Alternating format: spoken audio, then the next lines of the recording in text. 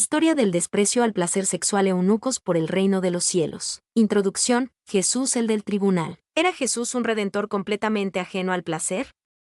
Hay que distinguir diversos grados de placer que van desde el placer de escuchar música hasta el de un orgasmo, pasando por comer y beber. El placer más bajo es del sexo por su relación estrecha entre el goce sexual y el concepto de pecado. La antigua doctrina católica decía que no hay placer sexual sin pecado. Los teólogos celibatarios nos han transmitido de Jesús la imagen de un redentor carente del apetito sexual y enemigo del placer. La aversión de Jesús al placer tuvo repercusiones, antes que nada, en la vida marital de su madre. Ya desde antes de nacer, le impone ciertas condiciones. Si María hubiera deseado tener más hijos, entonces Jesús no habría tenido deseo alguno de aventurarse en la empresa de la redención y no hubiera tenido reparo alguno en buscarse otra madre. De aquí se sigue que tener hijos es una acción imperfecta, una falta de continencia, una caída en el placer y la concepción una impureza. A las madres hay que ponerlas en un plano de inferioridad porque no sirvan más que para traer hijos. La aversión de Jesús al placer sexual también tuvo repercusiones en la vida de los sacerdotes. Himerio de Tarragona, 385 después de Cristo. 1. Calificó de crimen el matrimonio de los sacerdotes. Por el contrario, Joviniano convenció a muchas vírgenes consagradas a Dios y a muchos hombres para que se casasen. Puso fin a la virginidad de María. Algunos se dirigieron al Papa Ciricio para que lo condenaran y éste accedió. Decir que Jesús desprecia el placer es desfigurar su obra y su persona. Cristo nunca fue asexuado ni hostil al placer. De ser así, el hombre no se sentiría amado por Dios, sino considerado como un ser impuro digno de ser condenado. 1. Las raíces no cristianas del pesimismo cristiano en materia sexual. La hostilidad y el pesimismo sexual son más bien una herencia recibida de la antigüedad que el cristianismo ha contribuido a conservar hasta nuestros días. Galeno, un pagano griego y médico del emperador Marco Aurelio, encuentra digno de alabanza que los cristianos consigan practicar durante toda la vida virtudes que, como la continencia sexual, tienen para él un alto valor. Son personas que tienen disciplina y autodominio en lo referente a la comida y la bebida como lo hacen los filósofos más genuinos. El pesimismo sexual dimana de consideraciones eminentemente de orden médico. Pitágoras, antes de Cristo, decía que las relaciones sexuales eran nocivas para la salud. Los varones pierden energía con la pérdida del semen. Hipócrates, 4 antes de Cristo, piensa que la excesiva pérdida de semen conlleva a un peligroso derroche de energía. Solo la procreación justifica la actividad sexual. La actividad sexual ha evolucionado hacia una negatividad creciente a lo largo de los 2 primeros siglos del cristianismo. Las relaciones quedan autorizadas solo dentro del matrimonio. Sexualidad y matrimonio llegan a ser uno mismo. Esta limitación en la actividad sexual recibe su impulso del estoicismo, escuela de pensamiento que alude a la ausencia de pasiones, que exalta la vida célibe. Séneca, estoico del 50 DC, dice que no hay nada más degenerado que el amar a la propia esposa como si fuera una mujer adúltera. Pide que los maridos se comporten con sus mujeres como maridos y no como amantes. Esto le agradó tanto a Jerónimo, padre de la Iglesia, que lo citó en la obra contra Joviniano. Juan Pablo II habla también del adulterio con la propia mujer. Musonio, estoico del 50 DC, declara inmoral la actividad sexual que no estuviera destinada a la procreación y rechaza la contracepción junto con la homosexualidad. Afirma que la mujer no es inferior al hombre en virtud, como pensaba Aristóteles, y le concede los mismos derechos. Los estoicos como los cristianos tienden a descorporeizar el matrimonio, lo separan del campo de lo sexual. Séneca dice que el placer sexual fue dado al hombre para hacer subsistir la propia especie. Plinio en Viejo año 70 DC, presenta al elefante como modelo de continencia porque solo se aparea cada 2 años. 15 siglos después San Francisco de Sales retomará la figura del elefante pero le agregará 1 año. La valoración negativa del placer sexual cobró un nuevo impulso con la irrupción de la gnosis que predicaba la abstención del matrimonio, de la carne y del vino. Para ellos el cuerpo es un cadáver dotado de sentidos. El mundo no tiene su origen en un Dios bueno, sino en el demonio. Solo el alma del hombre es buena y auténticamente él. Fuerzas demoníacas se apoderan de ella y la condenan a vivir en este mundo de tinieblas. El cuerpo es su cárcel. Plotino, cristiano del 270 DC, quedó preso del pesimismo gnóstico y de su desprecio por el mundo y se avergonzaba de su cuerpo. San Jerónimo, 420 después de Cristo, en la traducción que hizo de la Biblia al latín, Vulgata, alteró el texto en función de su ideal de virginidad. Mientras el texto original de Tobías dice que se acostó con su mujer en la noche de bodas, Jerónimo dijo que Tobías sobrevivió porque esperó 3 noches pasadas en oración. Luego, algunos párrocos cobraban una tasa a los jóvenes que no deseaban atenerse 3 noches antes de consumar su matrimonio. La comunidad de Qumrán está fuertemente convencida de que el cuerpo es perecedero y las almas inmortales. Algunos de ellos ponen a prueba a sus mujeres durante 3 años y cuando han demostrado su fecundidad, entonces se da por concluido el matrimonio. Durante la gestación no tenían relaciones sexuales para testimoniar que no se han casado por placer sino para engendrar hijos. Filón de Alejandría, 30 después de Cristo, sintetiza la cultura judía y la griega. Habla de los hombres lujuriosos que mantienen relaciones libidinales con sus esposas. Solo legitima la relación sexual encaminada a la procreación de los hijos. Un hombre no se puede casar con una mujer estéril. Hasta 1977, el matrimonio solo fue válido cuando ninguno era estéril. Filón condena la contracepción y a los homosexuales porque sus actos son estériles. Contra esos hombres hay que proceder sin piedad, ya que las leyes disponen matarlos sin miramientos, no dejarlos con vida ni un solo día y ni una sola hora, porque se deshonran a sí mismos, a la familia, al país y todo el género humano. Buscan el placer contra naturaleza, contribuyen a la desertización y despoblamiento de las ciudades porque tiran su semen. El antiguo tabú de la sangre femenina y sus repercusiones en el cristianismo. Filón sostenía que la concepción es imposible durante la menstruación. Prohíbe toda relación íntima mientras le dura la regla. La sangre menstrual debilita la fuerza vital del semen y lo destruye completamente. El Levítico 20,18 dice, dijo el Señor a Moisés, si un hombre se acuesta con mujer durante el tiempo de las reglas, ambos serán exterminados de entre su pueblo.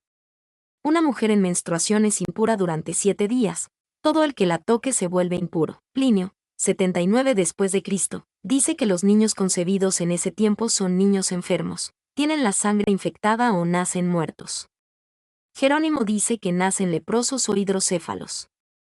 Cesáreo de Arles, 542, reitera a Jerónimo y agrega que están poseídos por el demonio. San Isidoro de Sevilla, 636, dice que la sangre menstrual una vez tocada, los frutos no germinan, las flores se marchitan, las plantas mueren, el hierro se oxida, el bronce se pone negro, los perros que la beben cogen la rabia. Bertoldo de Ratisbona 1272 opina que los hijos concebidos en la menstruación no tendrán ninguna alegría porque estarán poseídos o serán leprosos o epilépticos o jorobados o deformes.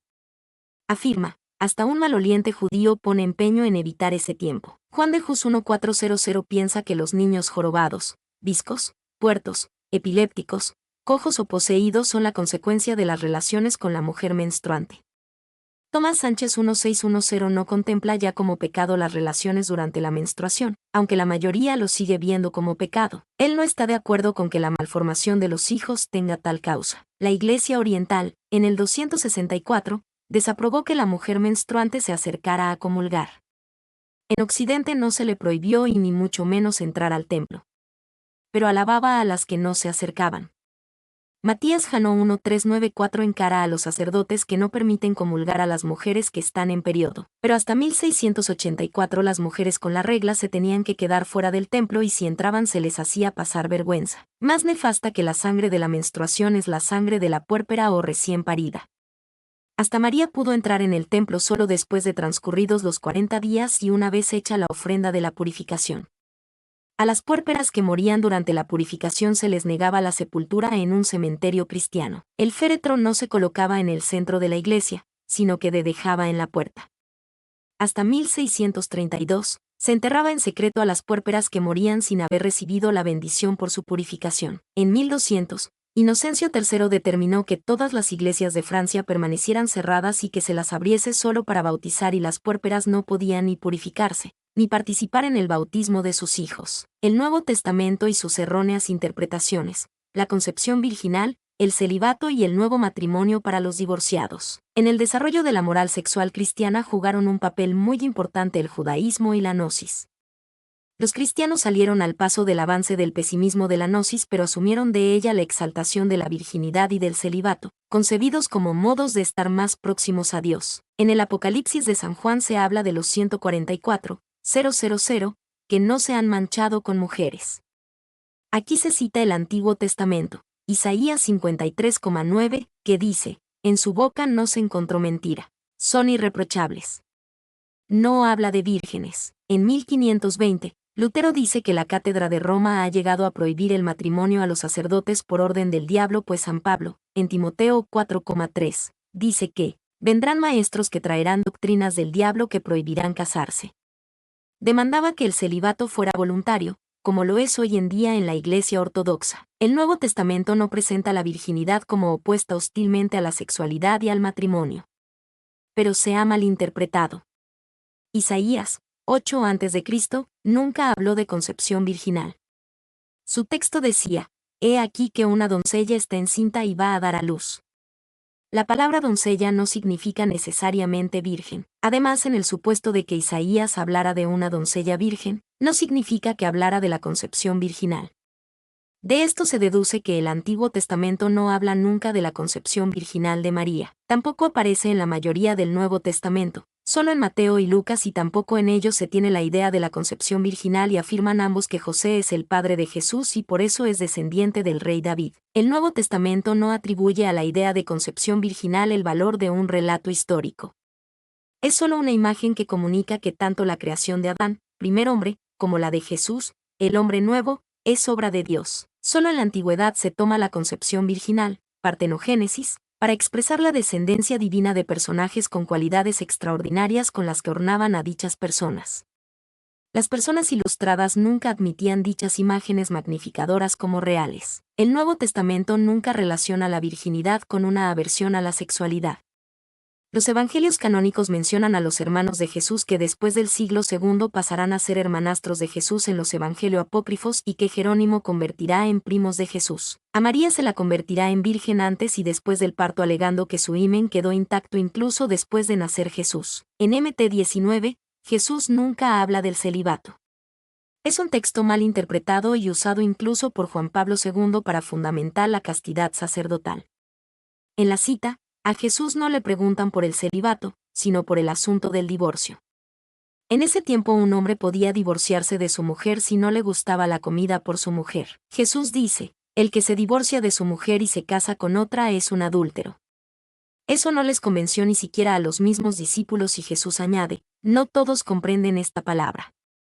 Y prosigue: «Hay una autocastración por amor al reino de los cielos». Lo que en realidad significa es que hay que renunciar a unas segundas nupcias, que son un adulterio, porque quien se divorcia de su mujer por esos motivos, claro está que no sirve para el matrimonio. Celibato se refiere pues a la inaptitud para el matrimonio. Por eso los discípulos agregan que sería mejor no casarse, ya que haciéndolo van a perder la libertad sexual y la posibilidad de desembarazarse de nuevo de la propia mujer, lo cual manifiesta que están del lado de los que no entienden. Los discípulos objetan por su punto de vista machista. La doctrina de Jesús es inaudita y no tiene nada que ver con el celibato obligatorio. Los discípulos le mencionan a Moisés y él les reprocha la dureza de corazón que ya no debe haber entre los casados. La palabra de Jesús desbarató la idea de matrimonio que los discípulos tenían. Cuando en el Decálogo se mencionaba: «No cometerás adulterio», se entendía que el hombre podía tener relaciones con otras mujeres sin cometer adulterio. El adulterio es una variante del delito contra la propiedad y por ello para el varón, la relación sexual con una mujer no casada no constituye un delito. La mujer incurre en adulterio solo en caso de que sea casada. Jesús acaba con la idea que solo privilegia a los varones. Los judíos aceptaban la poligamia alegando que la mujer pertenece al marido y no viceversa. El mismo texto de Mt 19 acentúa la indisolubilidad del matrimonio, pero resaltó que no todos entienden eso, y esto último es traducido por la Iglesia Ortodoxa y Protestante como excepto en caso de adulterio y por la Iglesia Católica como ni siquiera en caso de adulterio. Más tarde se tomó el divorcio de otra manera. En el Sínodo Español de Elvira, S4, se dice que la mujer divorciada que se vuelve a casar está excomulgada, no así el varón divorciado. El Concilio de Trento 1536 declaró prohibido el matrimonio de los divorciados, sean cuales fueren las razones. Está condenado quien diga que la Iglesia Católica está en el error. Juan Pablo II considera que el celibato obligatorio en la Iglesia Católica no es solo una recomendación de Jesús, sino también una doctrina apostólica. 1979, C8, en realidad, todos los apóstoles estaban casados. El día Jueves Santo de 1979, el Papa los eleva a la categoría de predicadores y maestros del celibato obligatorio. 2. La cuestión. La cuestión del matrimonio de los sacerdotes contribuyó de modo sustancial a la separación de la Iglesia Oriental. 1054.3. También más tarde será una de las causas de la separación de la Iglesia protestante. La carta a los Corintios 9,5 afirma literalmente que los apóstoles tienen el derecho a llevar consigo a sus mujeres, esposas igual a Oxor, en sus viajes de evangelización. Pero Jerónimo, 420 después de Cristo, prefiere traducir como, los apóstoles tienen derecho a llevar a una mujer, como hermana colaboradora. Este cambio se operó a consecuencia de la carta que el Papa Ciricio escribió en el año 385, al obispo de Tarragona, y en la cual sostenía que los sacerdotes casados que mantenían relaciones con sus esposas incurrían en lujuria. Algunos cristianos influenciados por el gnosticismo preguntaron a Pablo si no sería mejor para el hombre abstenerse de tocar a una mujer. 1 Sioar 7,1. Pablo mantiene que cada hombre tenga su mujer, y cada mujer su marido. No toma parte a favor de quien proponga la abstinencia conyugal, volved a estar juntos, para que Satanás no os tiente por vuestra incontinencia. Viene a continuación el versículo 6 que Agustín interpretó erróneamente y sobre el cual elaboró la funesta teoría de la exculpación de las relaciones sexuales habidas en el matrimonio. Para Agustín, la relación sexual está cargada de culpa y necesita de una razón que la exculpe. Pablo se preocupa más bien de orientar a aquellas personas, que llevadas de una falsa piedad, niegan a su pareja la relación marital. Sorprende que en ninguno de los 3 textos del Nuevo Testamento que conciernen al matrimonio se apele a la procreación, en la cual Agustín vio la mejor excusa para perdonar la relación sexual. Pablo confiesa que Jesús no se pronunció sobre el celibato. Jesús no siguió la ascética de Qumran, ni ninguna tendencia a exaltar la virginidad como medio para acercarse a Dios. Según Ben Cohen, especialista judío en religión, Jesús estuvo casado. 1. Jesús se insertó en el ritmo de la vida que llevaba toda la gente.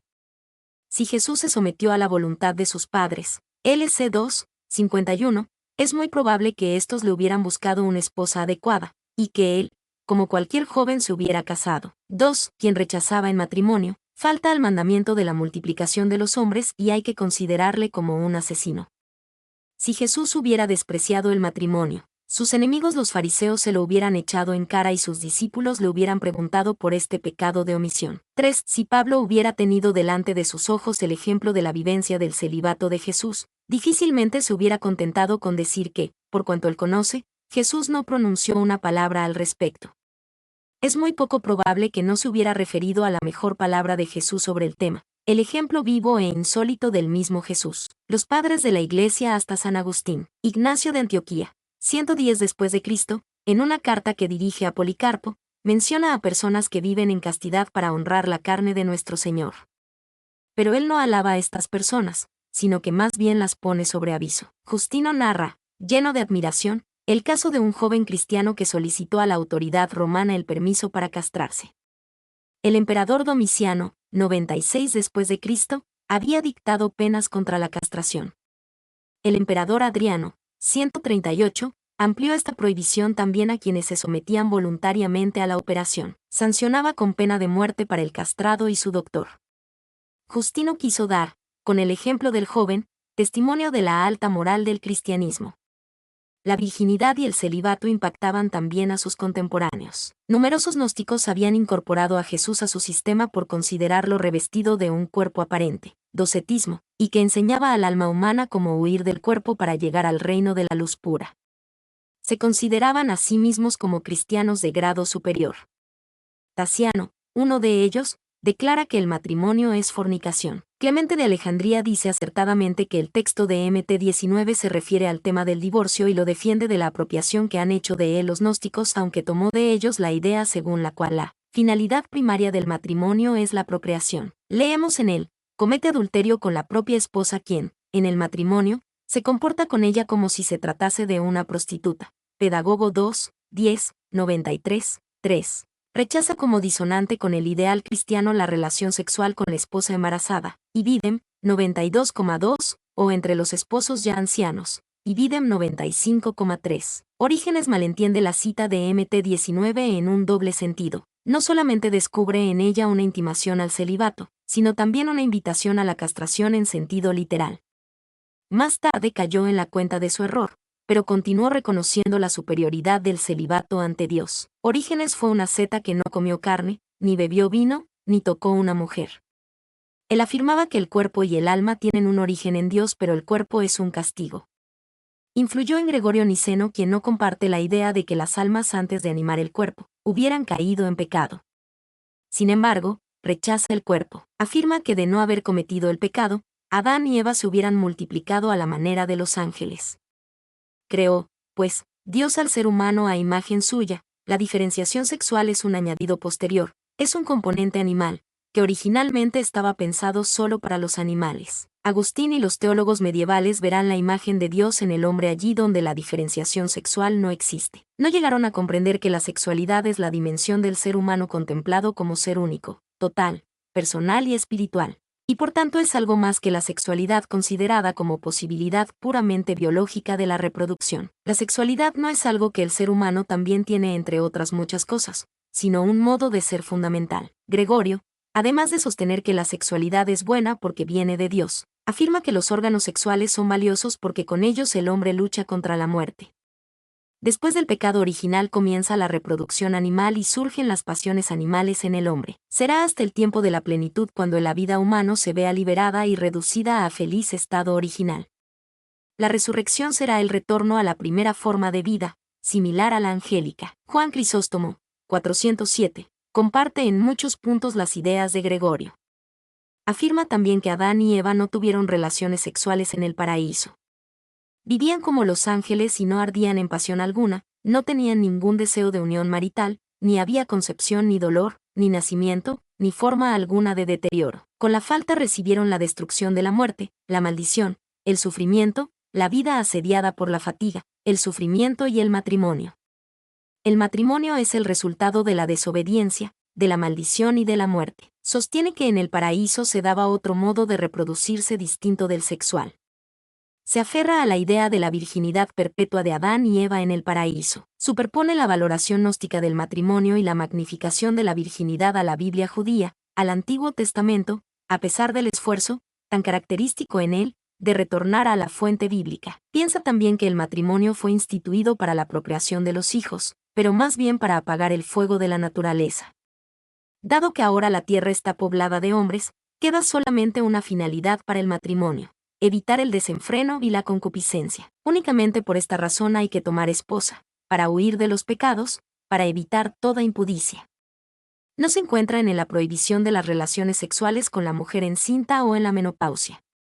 Incongruentemente con su visión del matrimonio, condena la contracepción. En opinión de Ambrosio, 397, la virginidad es la auténtica novedad del cristianismo. No la practican los pueblos que viven todavía en estado salvaje. Exigía a los sacerdotes que no tuvieran relaciones sexuales con sus esposas. Para Ambrosio, 4, el matrimonio no es como un pecado del que haya que huir, sino un peso del que hay que liberarse en lo posible. El fin primario del matrimonio es la procreación, condena con todo rigor la relación marital con la mujer encinta. 5, y lo mismo con los esposos de edad avanzada. 6. El cristianismo, con su afán de transformar a los laicos en monjes, se ha alejado del origen judío del Antiguo Testamento y del judaísmo en general. El cristianismo virginal condenó al carnal judaísmo. Ningún padre de la Iglesia ha escrito tan hirientemente sobre el matrimonio ni despreciado más la sexualidad que Jerónimo, 420, y sin embargo, ninguno ha sido tan querido por las mujeres.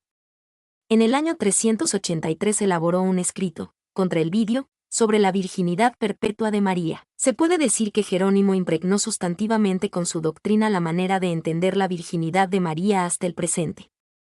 Bonoso, en cambio, siguiendo a Elvidio su maestro, sostenía que María, después del nacimiento de Jesús, llevó una vida matrimonial con José y tuvo otros hijos. Su virginidad luego del nacimiento de Jesús sería inmoral e intolerable. Bonoso también fue excomulgado por Ciricio. Jerónimo retomó una frase pagana que reza: el matrimonio fue instituido para la procreación de los hijos. Por ello, quien ama demasiado apasionadamente a su mujer va contra el bien del matrimonio y puede ser considerado como adúltero. Santo Tomás la tomará juntamente con San Agustín y Juan Pablo II. Mi nombre es Demim, soy tu asistente personal. Mi sitio en internet es demim.es.tl.